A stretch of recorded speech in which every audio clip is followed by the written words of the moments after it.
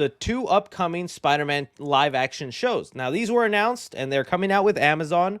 I think even Chris Lord and Phil Miller, however you say the names, Lord and Chris Miller were also attached to this. But the thing that surprised me was this. So it came out of nowhere, and this is all coming from the Ankler, which has gotten stuff right, an actual reputable news station, where they let us know Nicolas Cage is in talks to return for a live action Spider-Man Noir series.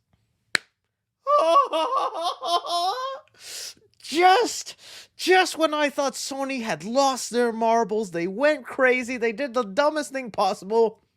They do things like this, and I go, all right, Sony, you cooked. You have me. Hook, line, and sinker. Like, this would be awesome. Like, the chat is going crazy for Nicolas Cage. 1,000% on board. W. Yes, boys. W. Let's go. Yeah, like, this is just perfect. It works so well. And, my thing is, nothing against Madam Web, Morbius, even El Muerto. But to me, every time those movies were announced, I just befuddled. I was like, why? Sony, you literally have such interesting spider people in your movies. You're showing them off in your animated series Across and Beyond and Into the Spider-Verse. So you already have people kind of familiar with them. If you did your own solo-focused movie on these people in their world, brilliant.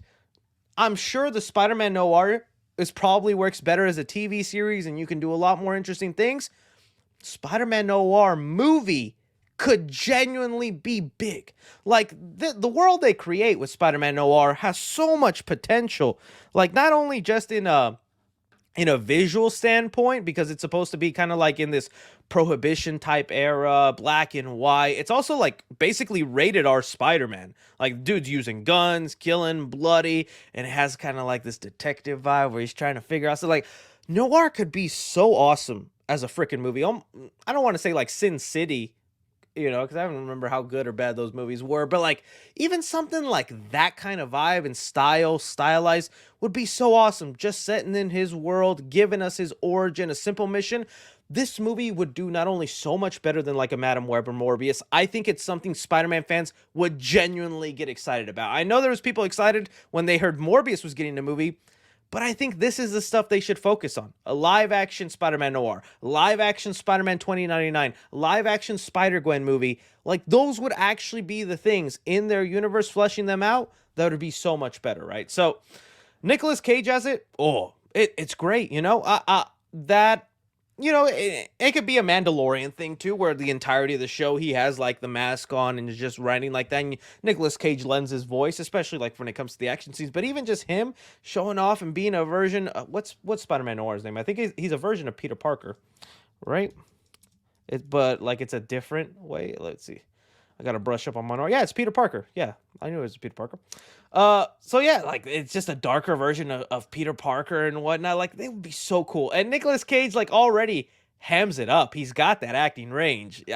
It wouldn't be. I don't think he would be the exact Spider-Man Noir that he is in the animated show, because that's kind of like a censored down, family friendly. I wouldn't say dumbed down version, but he plays it funny.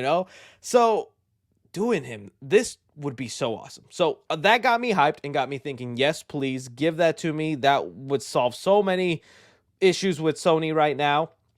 I'm just surprised like Amazon is doing it. I'm surprised Disney Plus didn't hop onto them and be like, yo, make this for ours. But if it's Amazon, they've been nailing it, whether it's The Boys, Invincible. I'm even checking out Mr. and Mrs. Smith with Donald Glover, and that show's actually surprisingly good. I thought that thing was going to be bad. That's surprisingly good. So this could be great, especially if they make it a little bit more mature theme like they should. But then, along with this good news, we got some rather odd or weird news. Now, I think a bunch of weirdos are going to take this as great news, but I'm not so sure. Along with that, it was also revealed that the writer's room for Silk has been scrapped, except for showrunner Angela Kang. The show will have a creative overhaul and refocused on a male more on a male skewing audience. I'm not sure what that's supposed to mean or why that's the case. Like, this is so odd. And this is where we live in one of those times where there's dumb people out there that genuinely think whenever it comes time to make a show or a movie, there's a group of people that sit down and go, how woke can we make this to piss off the people? Never the case. Okay, I think the first priority should always be, how do we make this good? And if for some reason, when they were making the Silk show, they thought it was too girl centric, which I don't even know what that means. What is too girl centric when your main character is a girl? So there's obviously going to be female issues in here. Like, what does it mean when it says it's being refocused for a man? Oh, so just more butt shots, more boob shots. She's gonna be real sexy now. Like, what's that? Is that really what we want? Why not just it's gonna be refocused to be good?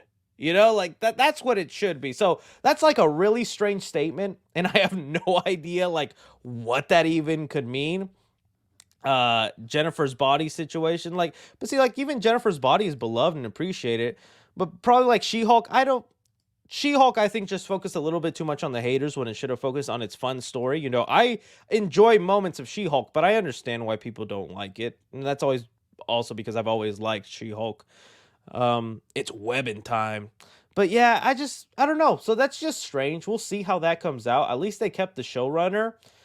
But, I mean, that might excite some of the peoples who use the word woke unironically, which I think is so annoying. But it's like, what does that actually mean? Like, more male skewing audience? If they just mean they're going to add more action and make it more like just explosions and stuff, which I would think is kind of like a male thing, I'm like, then that's fine. But if you're making it more booby shots and things like that, that's I don't know. That's just weird. That's just weird. So that's kind of what we got going on right now in the Spider-Man TV show world. Like I said, I'm more excited for the Noir news. I hope that ends up happening. I want Silk also to do good. I've never read up on Silk too much. I don't know too much about her, but as a Spider-Man fan and being in the community, she's always been brought up, and she's always someone that people are like, oh, she's fascinating, she's cool, there could be a lot of potential there, and they're even bringing Silk into the video game. By the time we get Spider-Man 3 on the PS6 or whatever it is, Silk is going to be a character in there because she's teased at the end. I guess spoilers if you don't know. So she's about to have her renaissance. She's about to have her big explosion where she becomes more mainstream. This show could either help or ruin that, But like I said, I have kind of faith in Amazon. Hopefully they do it right, but that's just a weird description to me. All right. Okay.